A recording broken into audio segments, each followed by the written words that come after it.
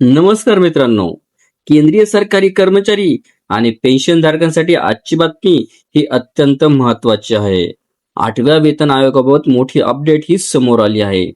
केंद्र सरकारने 8व्या वेतन आयोगाच्या कार्यकक्षा मंजूर केल्या असून आयोगाला शिफारसी सादर करण्यासाठी 18 महिन्याचा कालावधी हा देण्यात आला आहे. सध्या आयोग विविध राज्यांमध्ये कर्मचारी संघटनांशी चर्चा करत आहे. आता सर्वात मोठा प्रश्न आहे तो म्हणजे फिटमेंट फॅक्टर हा किती असणार आहे. सध्या 7व्या वेतन आयोगामध्ये 2.57 फिटमेंट फॅक्टर लागू आहे. मात्र कर्मचारी संघटनांनी 3.0 ते 5.0 पर्यंत फिटमेंट फॅक्टरची मागणी केली आहे. तज्ज्ञांच्या मते सरकारची आर्थिक परिस्थितीचा विचार करता 2.64 फिटमेंट फॅक्टर हा लागू होऊ शकतो.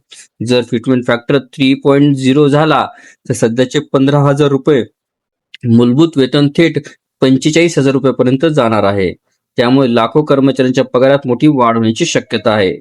यासोबतच पेन्शनधारकांना मोठा लाभ मिळू शकतो. तसंच आयोगाचा अहवाल उशिरा आल्यास मागील कालावधीची थकबाकी म्हणजेच एरियर सुद्धा मिळण्याची शक्यताही व्यक्त केली जात आहे. आयोगाने कर्मचारी संघटनांकडून सूचना आणि मागण्या स्वीकारण्यासाठी अंतिम मुदत 15 जून 2026 पर्यंत वाढवली होती. आता सर्वांचे लक्ष हे अंतिम शिफारसींकडे लागलेलं आहे. तुमच्या मते फिटमेंट फॅक्टर किती असायला पाहिजे? 3.0 की 2.64? कमेंटमध्ये नक्की सांगा. आणि व्हिडिओ आवडला असेल तर लाईक, शेअर आणि चॅनलला सबस्क्राईब करायला विसरू नका. धन्यवाद. आपल्याला व्हिडिओ आवडले असल्यास चॅनलला नक्कीच लाईक, शेअर आणि कॉमेंट्स करायला विसरू नका. तसेच चॅनलला ऑल नोटिफिकेशन्स ऑन करून सबस्क्राईब करा, जेणेकरून व्हिडिओचे सर्व नोटिफिकेशन्स हे आपल्याला सर्वप्रथम मिळतील. लवकरच आपण पुढच्या व्हिडिओमध्ये भेटूया. तोपर्यंत नमस्कार.